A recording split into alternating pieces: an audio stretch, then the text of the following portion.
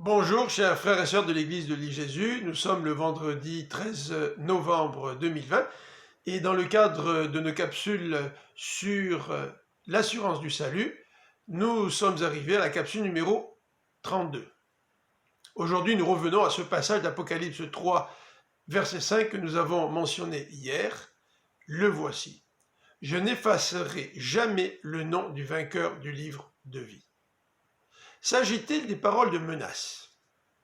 Se pourrait-il que Jésus est en train de dire, si tu n'es pas vainqueur, ton nom sera effacé?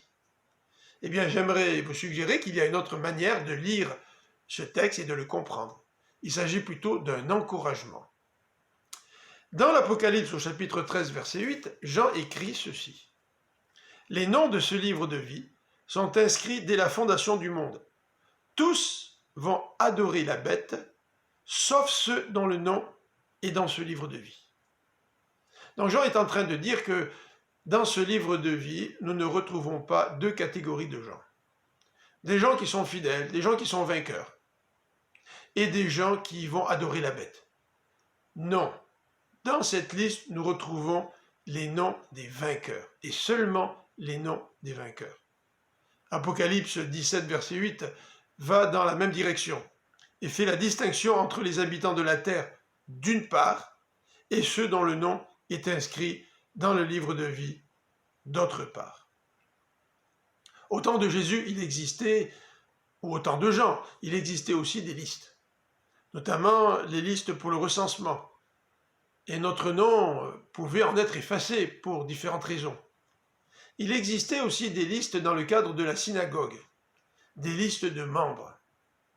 Et à l'époque, les Juifs avaient reçu le droit d'exemption de la part des autorités romaines. En effet, en payant un certain montant d'argent, ils étaient exemptés de pratiquer le culte rendu à l'empereur.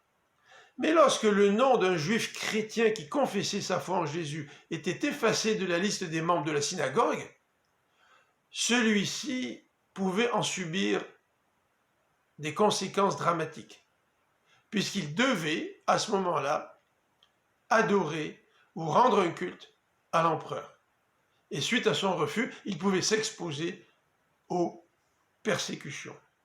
Donc Jésus, dans ce texte d'Apocalypse 3, verset 5, est en train d'encourager les croyants en leur disant « Votre nom a peut-être été effacé de certaines listes, mais moi je vous dis, vous êtes vainqueurs. Et parce que vous êtes vainqueurs, votre nom ne sera pas effacé ou enlevé du livre de la vie. » Nous ne pouvons donc pas utiliser ce verset pour justifier la doctrine de la perte du salut. Le salut est un don opéré par Dieu qui nous est donné, puisque Dieu lui-même en est l'auteur.